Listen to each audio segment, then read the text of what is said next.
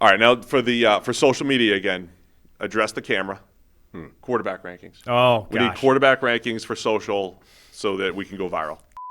And then quarterbacks, I've said it a bunch. I'll say it again. This is the most excited I've been about a quarterback class heading into a season because there's so much talent, one, so few guys that we know for sure will be there at the end of the season, too. 2024 was the best quarterback class in recent memory. One of the best quarterback classes ever in retrospect already.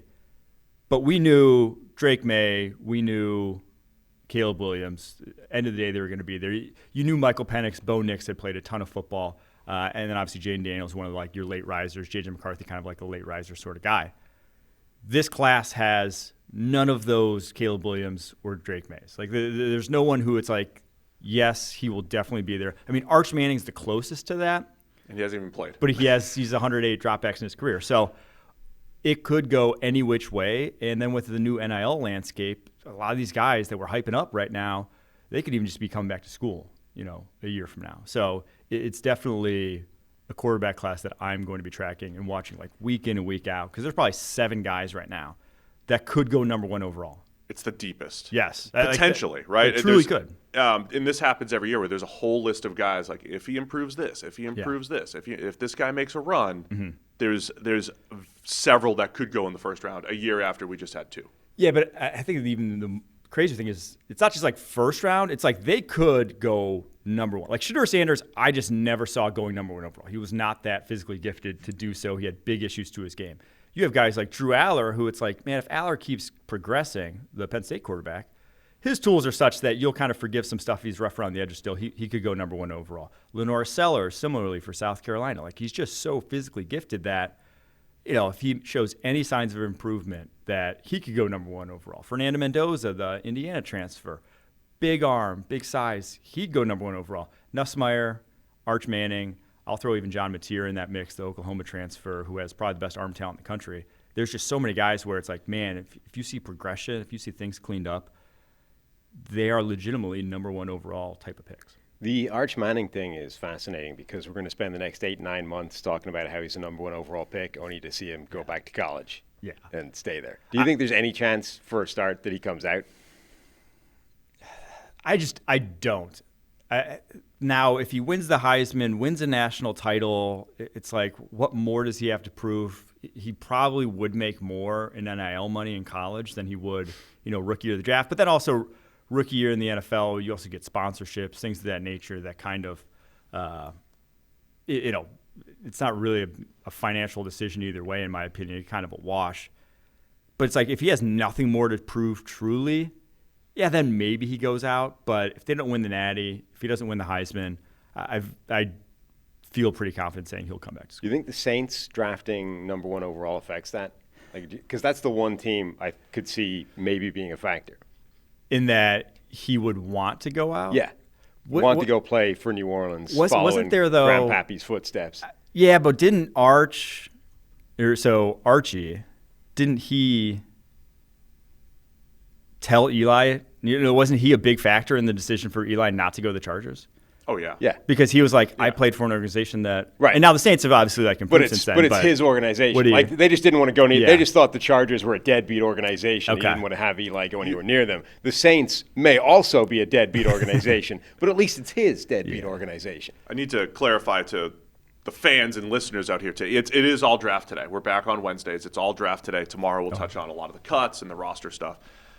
The other element, right, recent NFL successes – guys like Brock Purdy, Jaden Daniels, it's almost like this old school Bill Parcellsian. These guys played a lot of football. They it used to be 30 starts. Now these guys are coming out with 60 starts. I saw the full list of that recently again. It's still pretty accurate. It's there's a 6-point thing of which starts is one of them, but you also need, so it's 30 starts, but 20 wins, a 2-1 touchdown, and just all the classic dinosaur stuff. But if you stick 6 of them in a row together, it does kind of make sense. I saw someone though say, that's a good baseline, but the quad, the foursome that's the elite in the NFL right now, none of them hit the threshold. Lamar, Patrick Mahomes, Josh Allen, Joe Burrow. Were all, even if you just think about them now. But they all had the starts, though. They were all. Did they?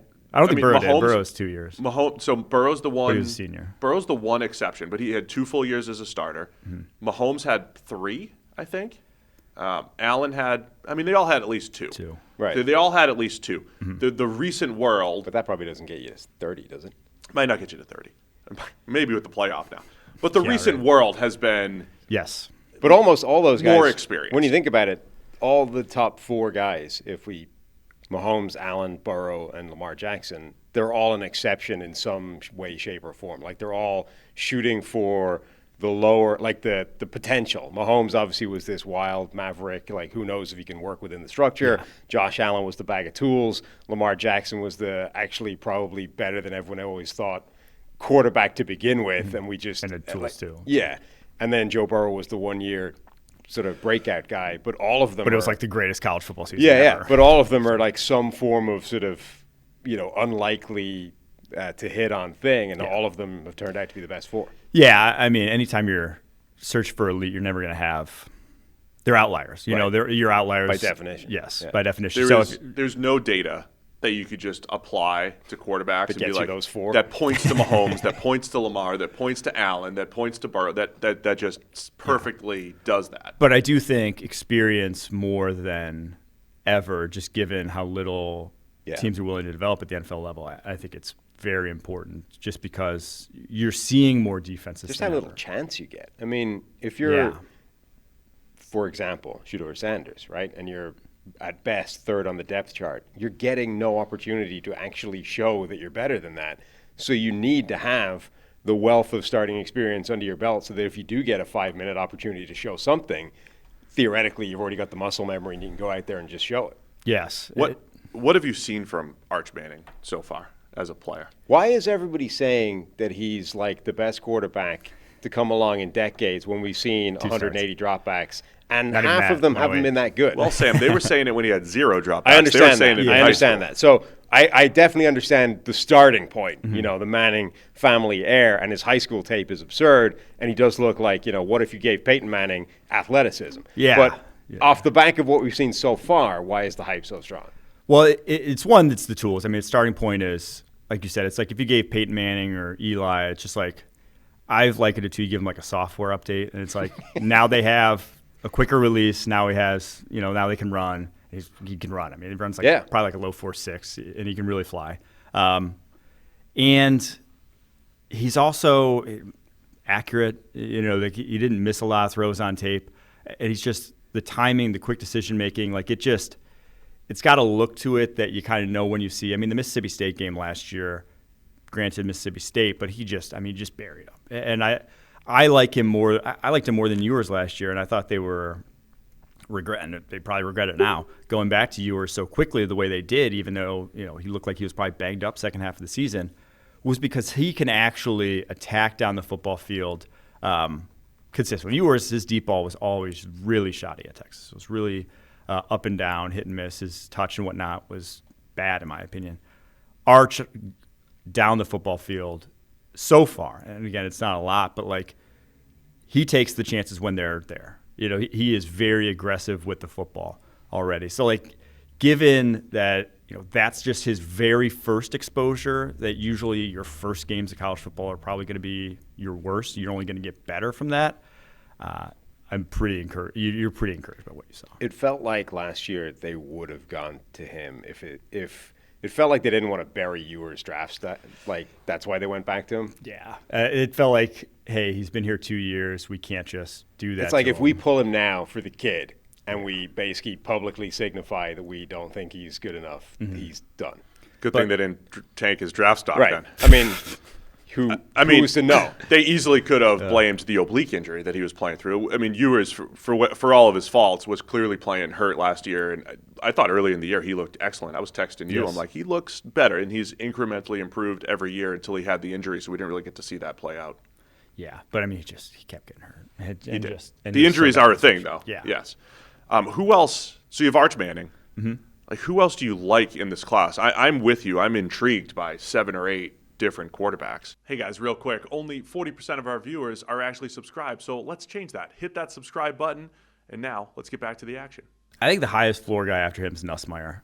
And it was funny when he brought up the Saints, I was like, in my head, I'm like, Nussmeier's dad's the OC. There's another Saints. connection. They might not, if it's close, would they go with their OC's son. I don't think you do. I don't think that ends up being your tiebreaker, just given the fact that if the OC turns good, he then jumps to another position. Harry was in the draft. More so, But Toby, it's tough, my right? fourth. I mean, he's probably the most. If Toby's in the draft, I'm probably drafting him. Just saying, as a dad. Yeah, that's a tough decision, but to me, he's probably the highest floor because, similar reasons with Arch. The guy knows quarterback inside and out. He's very creative, even though he's purely a pocket passer. And if you're just stacking up all the quarterbacks, he has the worst tools. He can't run. He's not going to run. He doesn't have a big arm. I've likened him to a Kirk Cousins from a physical perspective, which pre-Achilles. Is that going to go number one overall? Is that going to go at the top? Jared Goff did, and it's not as if Goff is that. Goff's bigger. He's not that much more physically imposing from just a specimen perspective, and he still went number one overall. But it would probably be the worst specimen to go number one since Jared Goff if he did. But I think he's still firmly, floor is. I would be very surprised if he doesn't end up a first rounder, just given what we've seen from him so far. I have a couple QB takes I want to run by you. Start with Nussmeier. Okay. Best anticipation I've seen for a college quarterback in years. I don't know since who. Okay. I don't know what the standard is. I just know he's got far more throws where he's throwing it crazy early than I've seen in a long time. Probably since Tua Burrow, right? Was the last time we had guys who were real high in anticipatory. You were throws. Bryce Young. Bryce You thought Bryce Young was up there very with good it, at right? Yeah, Bryce very good. I thought Nix was very good coming out. I thought Young was the best of Penix those three Alabama quarterbacks that were all pretty good at that. Yes. Tua, Mac Jones, Bryce Young. I thought Bryce Young's anticipation was the best of those three. I liked our friend Nate Tice summed it up in a tweet a few months back. He was like, Garrett Nussmeier is going to try some stuff. There's that too, right? So a lot of times you talk about the cerebral quarterback and how they play. Doesn't mean he takes care of the football. He kind of imploded down the stretch last year. I want to see how he bounces back from that. So Nussmeier's going to be crazy aggressive.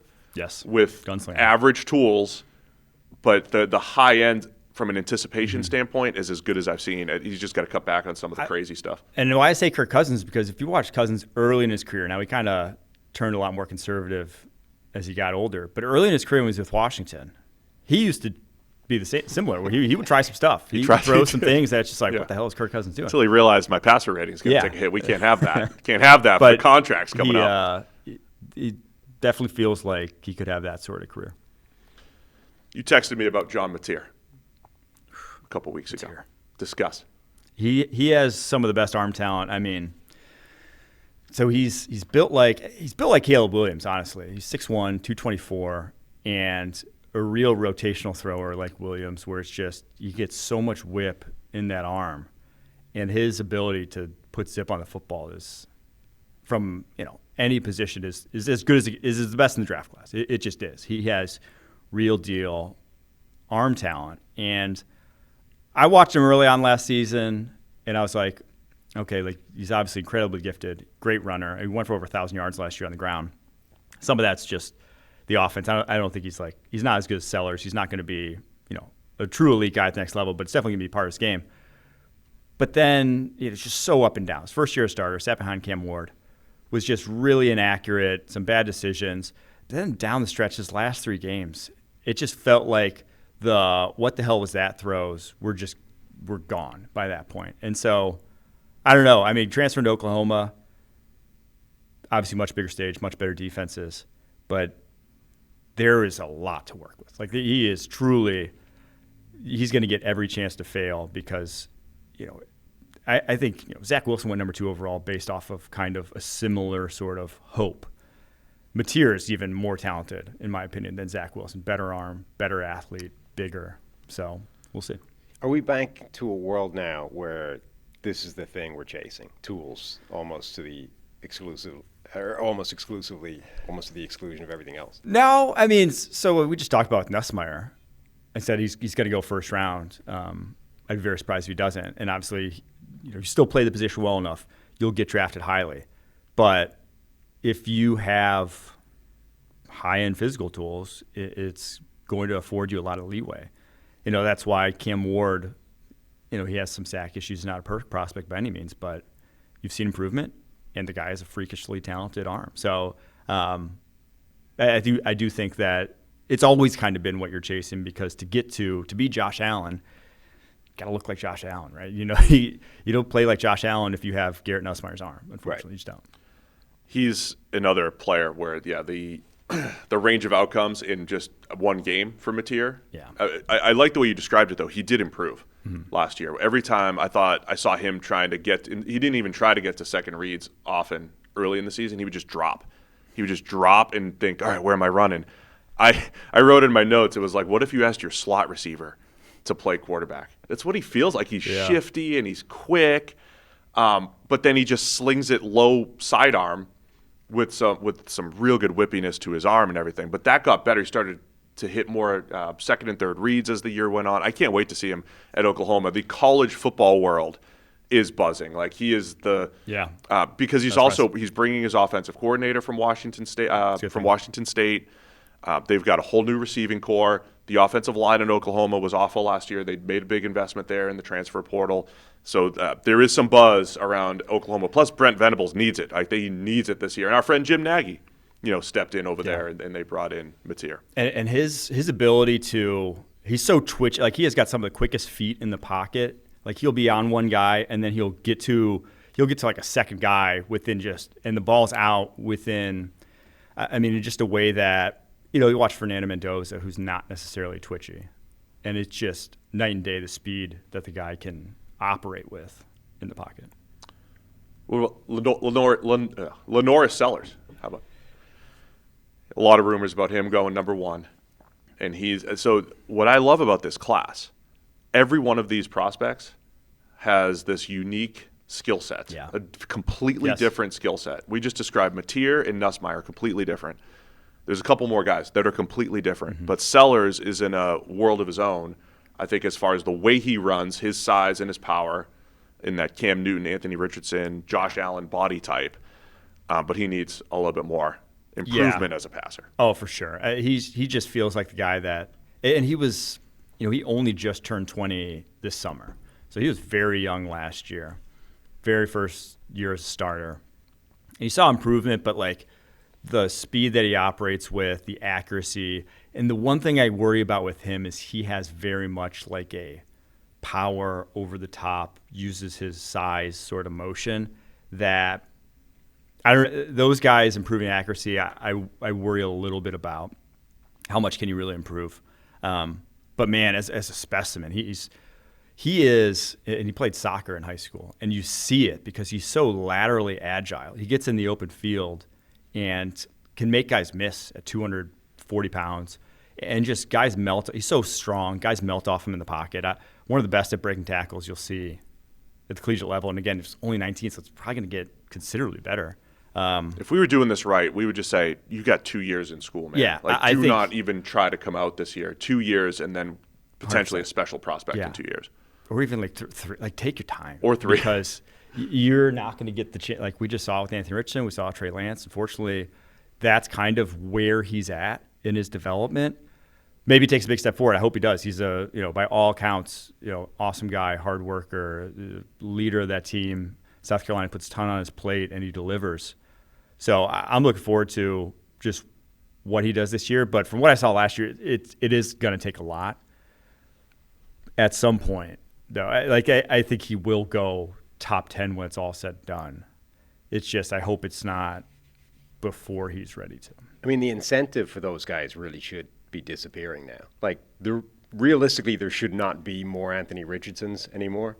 Those guys should now be incentivized enough to stay in college, both financially and this is the best way for you to progress and be the NFL player that you can 100%. Be based off this skill set. So hopefully those guys are going to stop existing in terms of incredibly low sample size, wildly raw prospect trying to come out. Yeah, because he's getting generational money already at the collegiate level. Like, that is taken care of. And the risk of ruining your prospect status, I think a quarterback specifically, other positions, injury strike, but quarterback specifically, how many guys have actually, at either level really had an injury where it's like, okay, their career's over. Alex Smith, maybe the only one last decade that I can think of that really just like ended their careers right then, that they wouldn't still get a chance in the NFL. So I just think it's such a rarity that I would probably advise a lot of these guys to Plus, stay in college long. it's not like a lot of other positions. There's if you do get an injury, there's a longevity problem. Like with quarterbacks now, it's going the opposite direction. Yes. Like you're not worried about this is a year or two, I'm not going to get back at the end. Like you're not running out of time playing 100%. quarterback. Yeah. When I was watching Sellers last year too, I thought his offensive line was as bad as Colorado's. I felt like he was under a similar amount of pressure. So he has a high sack rate. He's also one of the best I've ever seen at breaking tackles and breaking through out of sacks like he did in the Clemson game. He just took over the Clemson game. And I'm interested to see – they went to the portal to try to improve their offensive line. They've got some young tackles that they're trying to, hope get better. I want to see if he can get better pass protection and improve timing and accuracy in the pass game. I'll be there live this week watching LaNorris. I'm going to South Carolina, Virginia Tech this weekend in Atlanta. So I'll report back on the live exposure. Tyrion Stewart, newest Virginia Tech running back. I don't know if they're there yet with him yet. Oh, he's not going to be starting. He's he was a little banged up throughout camp. They're about 5 to 6 deep at running backs at Virginia Tech. And hearing head coach talk about Stewart, I think he wanted a little more out of him in camp so far. That's my read so far. We'll see what happens this weekend, how they disperse carries at Virginia Tech. Everybody will be keeping an eye on that. The other name that we have to talk about, I mean, there's others. There's Cade Klubnik, there's Mendoza, who you mentioned, but Drew Allar with Penn State. We had you on last October, and you were like, yeah, you had him really high in your last year. Remember trying to rank quarterbacks last year? That changed every week until Cam Ward kind of ran away with it. What do you see from Allar? Because he's huge with a big arm, but completely different than these other guys. Yeah, he's not a runner, but he has really good feet in the pocket, really evasive. Doesn't take a lot of sacks, avoid that really well.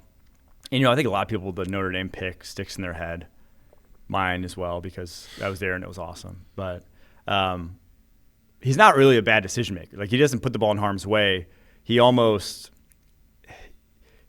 turns down too much last year until third and fourth downs. Like, he made so many good third and fourth down conversions, made plays on those downs. That's what gets you excited. I'm really interested to see, because his receiving core was not good last year. They did not get open. That was the problem in the Notre Dame game, why he stunk so bad in that game, and he did. But it's just like you watch, they're playing man coverage the whole game and no one's getting open. It's like, how do you throw to guys who aren't open against man coverage consistently? It's difficult to do so, and that's why I just kept going to Tyler Warren, because he can get open, but like, he forced a few throws Warren's way that were bad throws too. So I want to see what he does when he has actual guys he trusts, because he really only trusted Tyler Warren last year, and that's why Tyler Warren put up just absurd numbers. He'll have more guys this year. He'll spread it around more. The one thing that just has to change, though, is the dud throws. Just too many still. It's been the course of his career, the accuracy issues, the wobbly balls on his tape. But he changed his throwing mechanics from a baseball long stride to more the modern rotational throw last year of high school, like end of his high school career. We saw Josh Allen do that from Wyoming to the NFL. It took till year 3 until he really felt comfortable in the NFL, and you saw the accuracy blossom. I don't know. We'll see if that happens with Allar, if there's like a next step in his accuracy to be had. But there's just so many throws on his tape, especially when he's kind of on the move, where he kind of reverts going high over the top, that he just loses the football. I was on a panel at Circa Sports the other day. Yes, you were.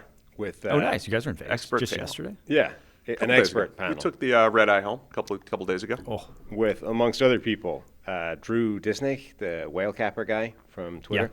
And he was making the point that it's becoming very clear in the data that quarterbacks who don't have their best season as their final season in college are red flags, right? Okay. Those are guys to worry about. And there have been quite a lot of those guys in the last sort of half dozen years, and we get to them every time. It's like, I don't know what to do with this guy, because it's always been a weird thing to me. I don't know how to handle those players, right? Whether the more important thing is to see it at all, or how important is it, the fact that they went backwards in their final year. And you start, look, and basically his point is not necessarily, it's like if there's an interruption in their linear development at any point, whether it's through college or the NFL, that transition, like they get drafted, they've been going, and then they land in a crappy situation, right? That interruption is the thing that torpedoes these guys. And for a lot of them, it happens in college. So, Sam Howell, his final year, all his receivers are gone, and that interrupts his development. And suddenly Sam Howell goes from being a potential first-round guy to a fifth-round guy, and now a bust. Do you subscribe to that? And if any of these guys we've just been talking about has a bad year, are we immediately out because of that? By the way, Josh Allen, one of the 4 elites, was better his second to last year. So, I mean, in the small sample size. Drake May was better second to last year. Yes. But, it's not like he took a massive step back. Josh Allen kind of did take a big step back. Caleb Williams was better. Caleb Williams is as a freshman and sophomore. Maybe. Caleb Williams is one of his, he doesn't look good right now. He's one of his cautionary tale things to date. Same with Drake May. We're all predicting a step forward. We don't know. Drake May might just be a wildly volatile, mistake-ridden quarterback. Purdy peaked as a freshman, and then just never. Well, he just stayed at the same level for 4 years. I do think there is something to that. I mean, now so Drake May's numbers were worse.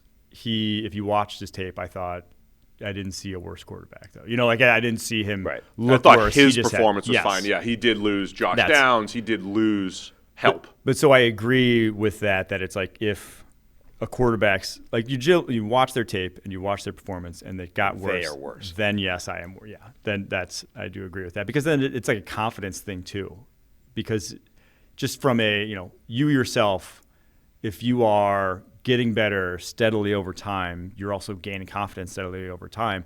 If you take a step back in your performance and you know it, you've also lost confidence, and your confidence takes a probably precipitous sort of drop, and then you're entering NFL with lower confidence than you should be. And it's okay, I'm entering the NFL with lower confidence than I should be, and when adversity hits, which is going to, and it's going to get tougher in the NFL, what do you have to go fall back on?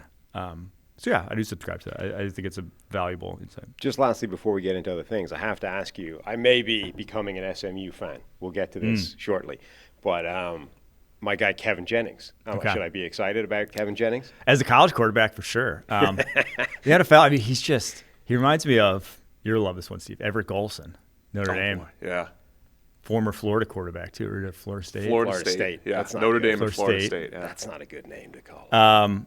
Where he's tiny. He's just so skinny. But he is exciting. It's the new NFL. Playmaker. We don't care about that anymore. Kind of a talented thrower like Golson. Yeah. Yeah.